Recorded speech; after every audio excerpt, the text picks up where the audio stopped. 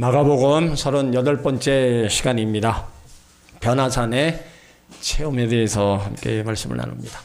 마가복음 8장 27절부터 보면은 예수님이 가이사랴 마을을 지나시던 중에 제자들에게 묻습니다. 사람들이 나를 누구로 아느냐? 사람들이 예수님 생각하는 게 선지자, 엘리야 중에 하나, 에레미야 선지자, 각자 얘기해요. 그럼 너희는 나를 누구로 아느냐? 그때 베드로가 저는 그리스도입니다. 고백을 해요. 그러니까 베드로의 고백에 이어서 주신 말씀은 이제 인자, 예수님이 십자가의 고난과 부활에 대해서 말씀하셨어요. 그리고 제자들의 삶이 어떻게 살아야 되느냐, 그걸 말씀하셨습니다. 그러니까 마가복음 8장 34절에 보면 무리와 제자들을 불러 이르시되 아무든지 나를 따라오려거든 자기를 부인하고 자기 십자가 지고 나를 쫓아라. 이게 제자의 삶입니다. 예수님을 따르는 자는 자기에게 주어진 일, 그거 잘 지고 잘 감당하면서 예수님을 따라오라는 거예요. 여러분, 우리는 각자 있는 곳에서 해야 될 일이 있습니다.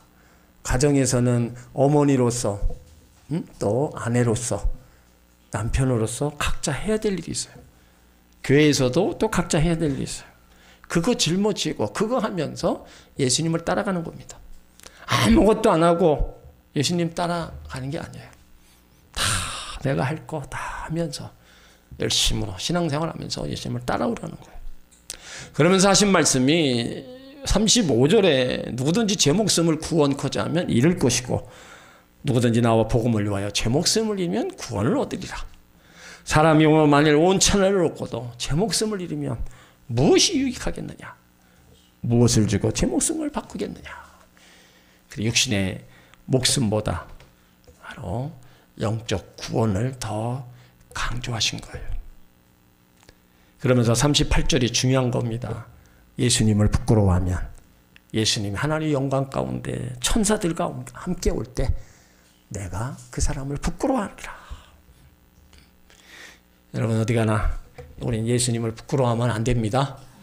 하나님 자녀인 것을 어디에 가서나 드러내고 말할 때가 있으면 굳이 말은 하지 않는다 할지라도 말할 기회가 있으면 예수 믿는 것을 얘기하셔야 됩니다.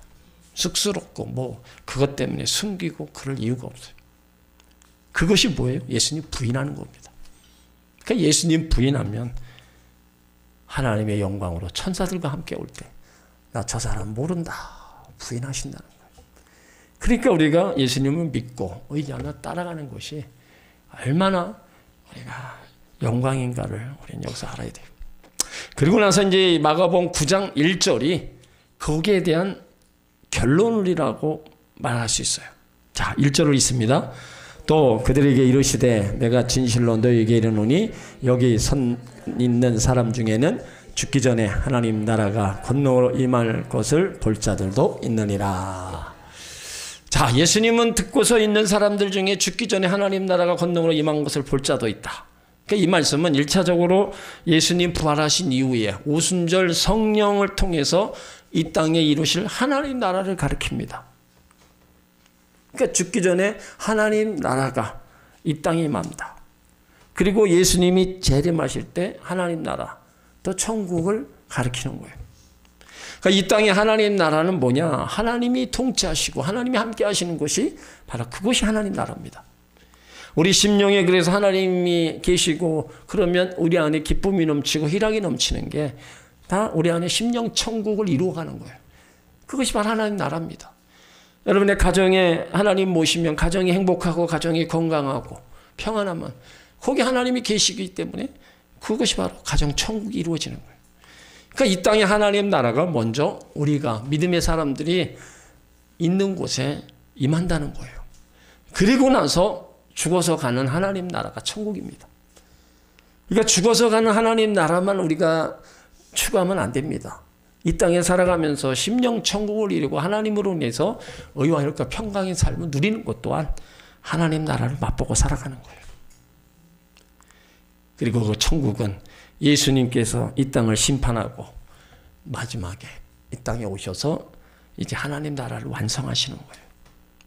그 하나님 나라를 위해서 예수님은 자기의 고난을 예고하면서 제자들에게도 고난 당해야 될 것과 고난을 받아도 예수님 부인하지 말아라 할 것을 말씀하신 거예요. 그리고 하나님 나라의 확실성, 임박성을 언급한 거는 그 고난이 있더라도 결코 포기하지 말고 바로 복음을 전해서 하나님 나라를 세워나가라. 그런 의도로 말씀하신 겁니다. 그러니까 예수님이 제자들에게 말씀하신 중요한 요점은 자기 십자가 지고 바로 따라가라는 거예요. 고난이 있더라도 복음을 위하여 하나님 나라를 이루어 나가라는 거예요. 그래야 하나님의 영광 가운데 이 땅에 올 때 그 영광의 자리에 참여할 수 있다는 겁니다. 그렇게 말씀을 나누시고 이제 엿새가 지나서 이제 예수님이 이제 높은 산으로 올라가십니다. 자, 2절 있습니다. 엿새 후에 예수께서 베드로와 야고보와 요한을 데리시고 따로 높은 산에 올라가셨더니 저희 앞에서 변형되사. 예수님이 세 제자를 변형된 모습의 증인으로 삼기 위하여 데려갑니다. 여기 세 제자는요, 야이로 딸을 살릴 때와 겟세마네 동산에서 기도하실 때도 이 세 명만 데리고 왔습니다. 예수님이 세 제자를 데리고 올라간 높은 산은 정확히 알 수는 없습니다. 하지만 예수님이 그 산에서 변형되셨다 그래서 변화산이라고 부르는 겁니다. 자, 이제 예수님이 제자들 앞에서 변형되시는데 그 모습이 3절에 나와 있어요. 자, 3절 있습니다. 그 옷이 광채가 나며 세상에서 빨래하는 자가 그렇게 희게 없을 만큼 심히 씌어졌더라. 예수님의 변형된 모습, 십자가 죽음 후의 부활을 통해 하나님의 아들 된 영광의 모습을 일시적으로 보인 겁니다. 마태복음 17장 2절에는요, 얼굴이 해같이 빛나고 옷이 바로 빛같이 휘어졌다. 그렇게 기록하고 있어요. 그리고 누가복음 9장 29절에는 용모가 변화되고 옷이 휘어져 광채가 났다. 여기 마가복음에서는 옷이 광채가 빨래하는 자가 빨래를 해도 희게 할 수 없을 정도로 휘어졌다. 자, 그러니 얼마나 그 광채가 난 거예요? 여러분 옷 왜 빨아요? 예? 세탁 왜 해요? 예? 깨끗하게 희게. 근데 예수님이 입고 계신 옷은요, 거기에 비교할 때가 되지가 않는 거예요. 희게 할 수 없을 만큼 심히 휘어졌더라. 그러니 어떤 광채가 나는 그걸 우리가 상상만 해도 참 아름다운 모습입니다. 그러니까 제자들은 예수님과 함께 변화산에 올라갔는데 신비스럽고 두렵고 놀라운 광경을 목격한 거예요. 제자들은 지금까지요, 예수님의 진짜 모습을 몰랐어요. 그냥 나사렛 몫으로만 알고 있었고 정치적인 유대의 메시아로만 알고 있었어요. 그런데 변화산에 올라가니까 옷이 광채가 나고 그 몸이 변화돼. 그 모습을 처음 본 거예요. 원래 예수님은요, 하늘의 영광 중에 계셨던 분입니다. 그런 분이 낳고 태어난 이 땅에 인간의 몸을 입고 오신 거예요. 그러니까 이 변화산 사건까지는 이런 모습을 본 적이 없어요, 제자들이. 그러면서 더 놀라운 거는요, 구약을 대표하는 두 사람이 실제로 나타났어요. 자, 4절 있습니다. 이에 엘리야가 모세와 함께 저에게 나타나 예수로 더불어 말씀하거늘. 모세는요, 예수님 오기 전 1400년경에 살았던 사람입니다. 엘리야는요, 800년경에 살았던 사람이에요. 모세는 구약 율법 대표자이고 엘리야는 능력의 선지자를 대변하는 사람이었어요. 엘리야와 모세가 함께 나타나 예수님과 말을 했다고 했는데 무슨 대화를 했겠어요? 그 대화 내용이 누가복음 9장 31절에 기록되어 있습니다. 영광 중에 나타나사 장차 예수님께서 예루살렘에서 별세하실 것을 말씀할 때 죽음에 대해서 이야기를 나눴어요. 예수님은 구약의 성경에 예언한 하나님의 아들 구원자로서 하나님의 백성들을 죄에서 구원하기 위해 십자가에 못 박히시고 부활하심으로 영광을 얻게 될 것을 말씀하신 겁니다. 이 모세와 엘리야의 출현은요, 구약의 모든 율법과 예언들이 예수 그리스도의 십자가와 고난으로 성취된다는 것을 드러내는 거예요. 그러니까 베드로는 변화산에서 평생에 한 번도 경험하지 못한 신비한 체험을 하고 있어요. 베드로는 이스라엘 민족의 영웅이었던 모세, 엘리야가 나타나서 예수님과 대화를 하고 신령한 광채가 빛나는 것. 그 변화산이야말로 하나님 나라 영광이 임하고 능력이 임한다고 판단한 거예요. 너무 좋아하는 거예요. 자, 너무 좋으니까 베드로가 뭐라 그래요? 자, 5절에 있습니다. 베드로가 예수께 고하되 납비여 우리가 여기 있는 것이 좋사오니 우리가 초막 셋을 짓되 하나는 주를 위하여 하나는 모세를 위하여 하나는 엘리야를 위하여 하사이다 하니. 여러분 어디 여행 가서 좋으면 오고 싶어요? 안 오고 싶어요? 예? 거기 있고 싶죠? 그 베드로가 우리가 여기 있는 것이 좋사오니 집을 짓고 아예 여기서 살자는 거예요. 그러니까 베드로는요, 지금 그 신령한 체험 속에서 다 붙잡혀 있는 거예요. 떠나기 싫은 거예요. 그 신비한 체험, 그 세계를 그냥 깊이 간직하고 싶은 거예요. 그런데 이 베드로의 초막 셋을 짓자는 이 제안은요, 하나님의 일을 생각지 아니하고 사람의 일을 생각한 책망을 받았잖아요. 그런데도 정신을 차리지 못하고 있는 거예요. 지금 모세와 엘리야가 예수님께 드린 말씀은 십자가와 고난에 대해서 말씀을 나누고 있는데 제자들은 십자가 없는 영광만을 지금 바라보는 거예요. 그래서 여기가 좋사오니 기쁨만 하고 있는 거예요. 그러니까 성경은 우리 가운데 무엇을 말씀하냐? 이 변화산의 체험, 영광스러운 예수님의 모습을 체험했다 하더라도 변화산 위에 오래 머물러 있으면 안 되는 겁니다. 빨리 내려와야 돼요. 산 정상에 머물러 있으면 안 됩니다. 여러분 산에 왜 올라갑니까? 산에 올라가서 집을 짓고 살려는 사람 아무도 없습니다. 산에 올라가면서 힘은 들지만 때론 자신의 건강을 체크하기도 합니다. 올라갈 때 도저히 힘들면 못 올라가요. 그리고 자신과 싸우는 인내심도 또 측정할 수 있습니다. 그런데 그 정상에 올라갔을 때 누리는 기쁨은 잠깐이지 다시 내려와야 되는 거예요. 우리 하나님의 자녀들이요, 우리들이 지어놓은 초막 안에 머물러 있을 수 없습니다. 기도할 때 아무리 신령한 은혜를 체험하고 기쁜 영적 세계를 체험했다 하더라도 그것을 가지고 세상을 사는 게 아닙니다. 왜 영적인 체험과 경험이 필요해요? 그것을 통해서 우리에게 믿음을 심어주는 겁니다. 하나님이 이렇게 살아계시다. 하나님이 이렇게 너희 기도 응답 주신다. 하나님이 일하고 계신다. 그 하나님이 살아계시고 일하심을 보여주는 겁니다. 그러나 그것이 신앙의 전부가 아닙니다. 변화산의 체험은요, 물론 놀라운 거예요. 제자들 예수님과 함께 십자가 기림을 다시 확인시켜 주는 건데 그것을 그 순간 그것만 생각해서는 안 된다는 거예요. 우리가 신앙생활하면서 지나간 사건으로 예수를 믿어 구원을 얻었다. 그렇게만 생각하면 안 됩니다. 물론 예수님 2000년 전에 십자가 지심으로 우리가 예수를 믿어서 구원함을 얻었어요. 우리가 거기서 머물러 있으면 안 되고 예수 안에서 얻어야 하는 거, 예수 안에서 누려야 되는 거, 그걸 우리가 누려야 됩니다. 변화산의 체험은요, 십자가 이후에만 복된 영광이 온다는 겁니다. 현대 기독교인들의 최고의 병이라고 하면 뭐냐?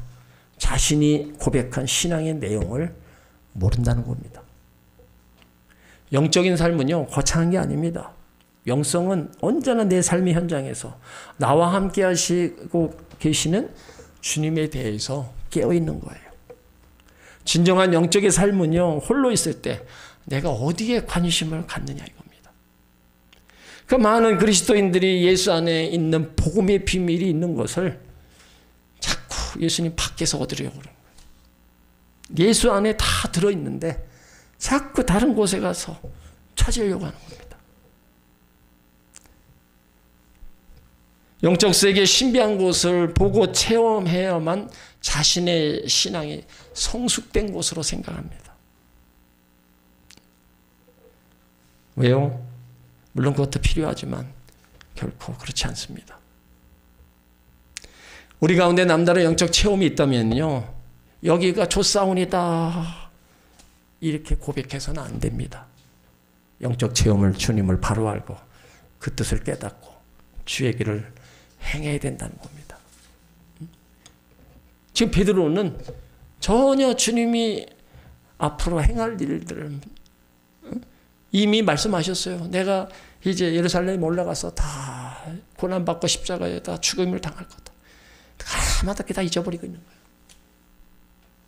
지금 모세와 엘리야를 만나서 얘기를 하고 있는데도 그냥 그 변화산의 그것 자체만 보고 그냥 여기가 좆사오니 하고 지금 고백하고 있는 거예요. 그러니까 예수님의 의도와는 전혀 다른 반응을 보였어요.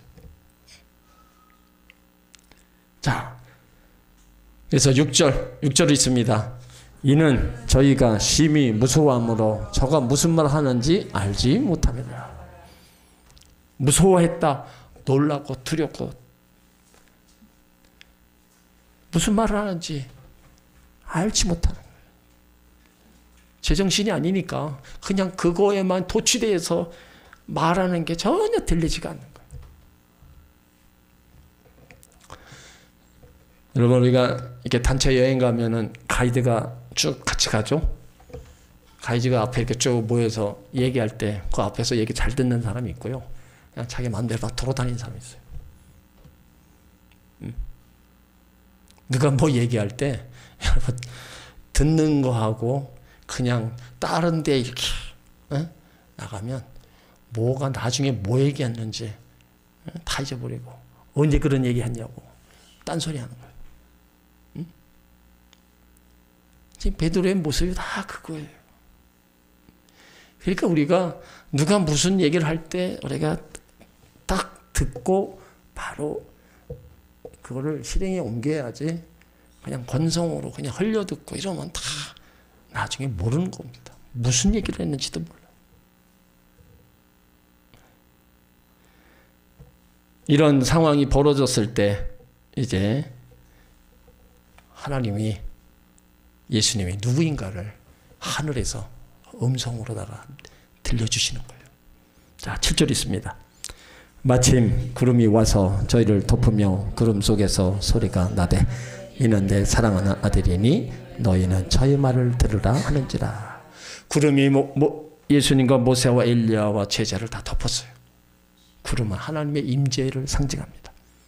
구름 속에서 하나님의 음성이 들리는 거예요. 이는 내 사랑하는 아들이다. 자, 하나님이 예수님을 사랑하는 아들이다. 너희는 저의 말을 들으라. 예수님이 하나님의 아들로서 구원자임을 인정하고 선언하는 겁니다. 그리고 제자들에게 순종해야 될 것을 지시하는 겁니다. 그러니까 변화산 사건은 예수님이 하나님의 아들로서 구약에서 예언한 구원자임을 제시하고 십자가와 죽음을 통해 영광과 하나님 나라가 임하실 것을 계시하는 겁니다. 이런 하나님의 임재가 있고 나서 이제 자 8절 있습니다. 문득 둘러보니 아무도 보이지 아니하고 오직 예수와 자기들 뿐이었더라. 엘리야와 모세도 다 안 보이고 제자들과 예수님만이 있어요.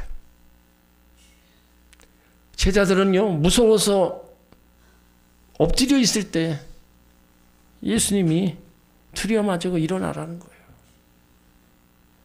그 제자들이 눈을 들어 보니까 예수님 외에는 아무도 없는 거예요.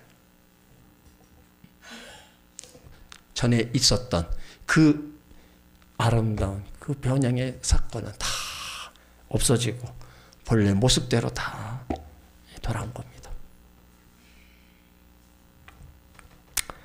이런 사건이 있고 나서 예수님이 이제 제자들에게 당부하는 겁니다. 자, 9절 있습니다. 저희가 산에서 내려올 때 예수께서 경계하시되 인자가 죽은 자 가운데서 살아날 때까지는 본 것을 아무에게도 이르지 말라 하시니, 예수님께서 죽었다가 다시 부활할 때까지 아무에게도 변화산 사건에 대해 알리지 말라는 겁니다. 그러니까 변화산 사건은 예수님께서 하나님의 아들로서 구약에 예언한 구원자라는 사실, 예수님이 십자가에서 죽은 후 부활의 영광을 얻을 것을 나타낸 사건이었습니다. 그래서 제자들과 함께 변화산에서 내려올 때 본 것을 누구에게도 말하지 말라. 제자들은 내려가서 다른 제자들에게 산에서 본 것을 말하고 싶었을 겁니다. 너무 놀랍고 충격적인 현상을 보았기 때문에 입을 다물고 견딜 수가 없었을 거예요. 근데 예수님은 아무에게도 이러지 말라. 그냥 너만 알고 있어라 이거예요. 사도 바울은요, 고린도후서 12장에 보면 천국에 올라갔던 경험을 14년 동안 감추었다가 아무에게도 말하지 않았습니다. 천국에 가서 그 본 거를 14년 동안 아무에게도 얘기하지 않았어요. 여러분, 우리는 이상한 꿈만 꾸어도 말하고 싶어요? 아니면 안 합니까? 뭐가 조금만 뭐만 봤어도 어떻게 해요? 다 말하고 싶죠? 네? 여러분, 간증이라는 게 참 매우 위험한 게 많아요. 그걸 너무 하다 보니까, 너무 전문적으로 하다 보니까 예수님 영광과 이름은 다 사라지고 자신의 영적 경험과 체험만이 남아요. 내가 이렇게 해서 그래서 저는 간증이 별로 안 좋아합니다. 점점점 내가가 그냥 점점 이렇게 돼가요. 그 내가 이렇게 받기까지 그거를 이루신 예수님은 없어지고 내가 마치 다 한 것처럼만. 우리는요, 자신의 영적 체험을 다른 사람에게 말하기 전에 잘 들어야 됩니다. 그 말씀을 주의 깊게 듣지 않으면 우리 영적 체험과 경험은요, 지식 없는 체험으로 다 끝나는 겁니다. 이 변화산에서 광채가 나신 분은 예수님이었지 모세와 엘리야가 아니었습니다. 모세와 엘리야는요, 자신들의 역할이 끝나면 모두 사라졌어요. 누가만 남았어요? 예수님만 남았어요. 그러니까 변화산의 놀라운 체험은 모세와 엘리야까지 단념하고 오직 예수님만이 우리의 구원자 되심을 바라보라는 거예요. 그러니까 예수님의 진짜 모습은 변화산에서 드러난 모습이 아니라 십자가의 죽음과 부활에서 나타난 겁니다. 그러니까 하나님께서 우리를 구속하기 위해서 예수님을 죽이시고 다시 부활하셨다는 것이 우리를 위해 가장 큰 일을 행하신 겁니다. 그래서 항상 나에게 어떠한 일이 일어나고 어떤 은혜를 베풀고 기도 응답을 줬고 어떤 병치료가 일어났고 다 물론 좋습니다. 그렇지만 그걸 행한 분이 누구냐 이거예요. 나에게 은혜와 복을 주신 분이 누구냐 이거예요. 내가 잘나서 수고하고 열심히 해서 내가 이렇게 됐다. 그거는 하나님하고 전혀 관계없는 겁니다. 하나님이 다 주셔서 하나님의 은혜를 베풀어 주셔서 이게 먼저예요. 그거는 없고 그냥 내가 체험한 것만 가지고 나만 드러내면 하나 영광도 가리는 거고 그렇게 지나다 보면 다시는 하나님이 그런 은혜를 베풀어 주지 않습니다. 하나님은요, 영광을 나눠 먹는 분이 아닙니다. 영광 받으실 분은 하나님 한 분밖에 없어요. 그래서 우리를 통해서 하나님이 영광 받으시는데 우리에게 은혜와 복을 주시고 우리 가운데 많은 일을 행하셔서 그 일을 통해서 우리가 하나님 앞에 영광 돌리고 하나님 앞에 감사하는 거예요. 그래서 하나님과 영광 받으시는 거예요. 내가 나타나면 안 되는 겁니다. 제자들은 예수님 말씀을 마음에 두며 서로 문의하고 이제 죽은 자 가운데서 살아난다는 게 뭐냐 서로 얘기합니다. 자, 10절 있습니다. 저희가 이 말씀을 마음에 두며 서로 문의하되 죽은 자 가운데서 살아나는 것이 무엇일까 하고 예수님 죽음과 부활에 대해 이해하지 못해 서로 이상하게 생각한 겁니다. 그러니까 아직도 예수님 죽음과 부활에 대해 믿을 수 없었어요. 이 변화산의 사건, 예수님의 죽음의 길을 간 후의 영광, 죽음의 길을 가야 하는 이유에 대해서 알려준 사건입니다. 그런데 이 변화산 사건을 경험하고도 예수님이 가야 할 죽음의 길을 이해하지 못한 거예요. 그러면서 제자들이 질문을 또 하는 거예요. 자, 11절 있습니다. 이에 예수께 묻자와 가로되 어찌하여 서기관들이 엘리야가 먼저 와야 하리라 하나이까. 서기관은 이 기록자입니다. 예수님 당시 율법을 연구하고 해석하고 가르치는 율법 교사들이에요. 그러니까 제자들은 예수님 죽음과 부활에 대한 의문을 가지고 있었으나 예수님께 직접 질문하지 못하고 엘리야와 관련된 종말에 대해 묻는 겁니다. 그러니까 당시 서기관들이 가르치는 종말의 내용은 구원자, 메시아, 그리스도가 오기 전에 엘리야가 먼저 올 거라, 그런 얘기였어요. 자, 말라기 4장을 찾아보세요.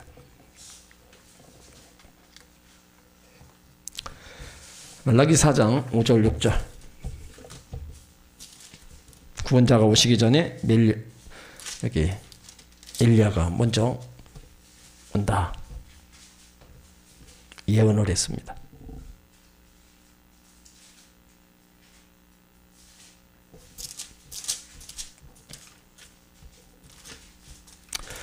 말라기 4장 5절 6절 같이 있습니다. 보라, 여호와의 크고 두려운 날이 이르기 전에 내가 선지 엘리야를 너에게 보내리니 그가 아비의 마음을 자녀에게 돌이키게 하고 자녀들의 마음을 그 아비에게로 돌이키게 하리라. 돌이키지 아니하면 두렵건대 내가 와서 저주로 그 땅을 칠까 하노라 하시니라. 자, 서기관들은 구약에서 예언한 구원자가 오려면 먼저 엘리야가 와서 회개와 복음의 사역을 해야 되는데 엘리야가 아직 오지 않았기 때문에 예수가 구약에서 예언한 구원자가 아니라는 겁니다. 그러니까 제자들은 예수님이 구약에서 예언한 구원자임을 믿지만 왜 고난을 받고 죽어야 하는지는 이해가 되지 않았어요. 엘리야가 오는 것은 구원자가 오기 전에 백성에게 회개를 촉구하여 백성들이 하나님께 돌아와 하나님이 보낸 구원자를 받아들이기 위함이었습니다. 그런데 엘리야가 먼저 와서 백성을 회개시킨다면 어떻게 백성들이 구원자를 거부하여 죽이기까지 하겠느냐, 그런 의문을 가진 거예요. 그래서 예수님이 고난, 죽음을 이해할 수가 없었고 그 의문 때문에 직접적으로 질문하지 못하고 서기관을 주장해서 서기관을 이용해서 엘리야와 관련된 질문을 하게 된 거예요. 예수님이 그 제자들의 질문을 듣고 이제 답을 하십니다. 자, 다시 12절을 읽습니다. 가라사대 엘리야가 과연 먼저 와서 모든 것을 회복하거니와 어찌 인자에 대하여 기록하기를 많은 고난을 받고 멸시를 당하리라 하였느냐. 엘리야가 먼저 와야 된다는 말은 맞다는 겁니다. 구약 성경에 기록된 대로 구원자가 오기 전에 엘리야가 와서 하나님 백성들을 회복시킨다는 거예요. 그러나 엘리야가 와서 백성들을 회복시킨다고 해서 구원자가 고난의 죽음을 당하지 않는 것이 아니라는 겁니다. 구약 성경에 구원자가 오기 전에 엘리야가 와서 백성들을 회복시킬 것도 기록되어 있지만 구원자가 고난을 받아 죽게 될 것도 기록되어 있다는 겁니다. 그래서 예수님은 자신이 하나님의 아들 구원자로서 많은 고난을 받고 죽임을 당해야 될 것을 가르친 겁니다. 그리고 사람들이 함부로 대화했다는 거예요. 자, 13절. 그러나 내가 너에게 이르노니 엘리야가 왔을 때 기록된 바와 같이 사람들이 임의로 대화하였느니라. 자, 이 말씀은 마태복음 17장 12절에 보면 내가 너에게 말하노니 엘리야가 이미 왔을 때 사람들이 알지 못하고 임의로 대화하였도다. 인자도 이와 같이 그들에게 고난을 받으리라 하시니 그제서야 제자들이 예수께서 말씀하신 것이 세례 요한인 줄을 깨달았느니라. 예수님이 예레미야가 이미 왔다고 한 것은 세례 요한을 두고 한 말이었습니다. 세례 요한은 엘리야의 심정과 능력을 가지고 이스라엘 백성들에게 회개를 촉구해서, 그런데 함부로 대했습니다. 구약의 엘리야, 북왕국 아합 왕과 이세벨에 의해서 핍박을 받았어요. 신약 시대 엘리야 역할을 했던 세례 요한도 헤롯 왕과 헤로디아의 박해로 순교를 당합니다. 세례 요한이 헤롯 왕이 자기 아내를 버리고 이복 동생 빌립의 아내 유혹해서 결혼을 하니까 세례 요한이 잘못을 지적한 거예요. 그러니까 헤롯이 헤로디아 마음을 기쁘게 하기 위해서 세례 요한을 체포해다 오게 가둬요. 생일날 헤로디아 딸 살로메가 춤을 추는 걸 너무 헤롯 왕이 기뻐해서 무엇을 원하느냐, 천하라도 주겠다. 그때 그 딸이 엄마에게 가서 무엇을 구하리까? 세례 요한의 목을 구하라. 무서운 엄마입니다. 그러니 왕이 한 얘기가 있으니까 어떻게 해요? 세례 옥에서 꺼내다가 쟁반에다가 세례 요한의 목을 가져온 거예요. 그러니까 세례 요한이 회개 운동을 했는데 그를 죽임을 당한 거예요. 그러니까 세례 요한이 회개 운동을 이렇게 했는데 유대인들이 그들을 죽였고 지금 구원자도 예수 그리스도도 죽이게 될 거라는 거예요. 그러니까 예수님이 엘리야 이야기를 한 거는요, 구약 성경에 의한데 엘리야 와서 회복시키면 죽이지 않을 것인데 왜 예수님이 구원자라고 하면 죽임을 당해야 될 것이냐, 이해하지 못한 제자들에게 한 겁니다. 예수님이 구약에 의한 하나님의 아들 구원자라면 자기 백성을 당하여 고난을, 죽임을 당해야 되는데 제자들은 예수님 고난과 죽음에 대한 여부를 이해하지 못하고 받아들일 수도 없었어요. 왜 그러냐? 하나님의 아들이라면 영광만을 생각한 겁니다. 그러니까 예수님은 구원자로서 영광을 위해 고난을 당한 겁니다. 그리고 제자들도 그 길을 가라고 한 거예요. 우리도 마찬가지예요. 영광을 얻기 위해서는요, 고난도 우리가 받을 준비를 해야 되는 겁니다. 영광만 생각하면 안 됩니다. 영광 이전에 고난이 있어요. 운동선수들이요, 그 메달을 얻기까지 얼마나 고생을 해요. 그렇게 해서 고생해서 메달을 받았을 때 그게 영광스러운 거예요. 하나님 자녀도 마찬가지예요. 하나님 나라 영광만 생각하는 게 아니라 그 하나님 나라 영광까지 갈 때 우리가 이 땅에서 당하는 그런 고난, 아픔들, 그걸 이겨야 된다는 거예요. 노아서 8장 17절에 자녀이면 또한 상속자, 곧 하나님의 상속자요 그리스도와 함께 한 상속자니 우리가 그와 함께 영광을 받기 위하여 고난도 함께 받아야 될 것이니라. 베드로전서 4장 13절에 오히려 너희가 그리스도의 고난에 참여하는 것으로 즐거워하라. 왜요? 이는 그의 영광이 나타나실 때 너희로 즐거워하고 기뻐하게 하랍니다. 고난에 참여하는 걸 기뻐하라는 거예요. 그러니까 모든 것은요, 열매가 있기까지는 분명히 거기 수고와 고통, 아픔이 있습니다. 가을에 추수에 열매가 있기까지 그 농부가 땀 흘리고 수고내고 있는 게, 그러니까 공짜는 없습니다. 다 내가 심어야 되고 또 심은 것은 거두게 돼 있는 거예요. 우리가 신앙의 길, 믿음의 길을 신앙생활하는 거 정말 힘들어요. 십자가의 길이고 좁은 길. 그래도 어떻게 해요? 하나님 나라 영광을 바라보면서 우리가 힘들고 어려워도 이 길을 가는 거예요. 그 영광만 생각하고 모든 것을 다 안 하고 뒤로 미룬다면 결국에는 다 사라지는 겁니다. 그러니까 예수님이 변화산에서 그 제자들에게 그거를 확실히 보여준 거예요. 그 하나님 아들로서 구약에 예언된 예언자라는 사실. 그리고 십자가에 죽고 부활의 영광으로 이제 그렇게 변형된 모습으로 다시 나타날 것까지 미리 보여주신 거예요. 그걸 제자들에게 3명에게만 보여주셨어요. 그 3명의 제자가 결국은 중추적인 역할을 또 감당을 했습니다. 우리는 성경을 통해서 우리는 다 예수님 생애와 그 영광을 우리는 알아요. 그렇다면 우리가 그 하나님 나라의 영광을 위해서 우리는 이 신앙의 길, 믿음의 길을 우리는 잘 가야 되고요. 끝까지 가야 됩니다. 힘들고 어려워도 이 길만이 생명의 길이라고 생각하고 가야 되는 거예요. 다른 장애물이 있고 여러 가지 시험 환란이 있어도 이것만은 놓지 말고 우리가 가야 되는 거예요. 그러면 그 영광의 나라에 이르게 될 줄 믿습니다.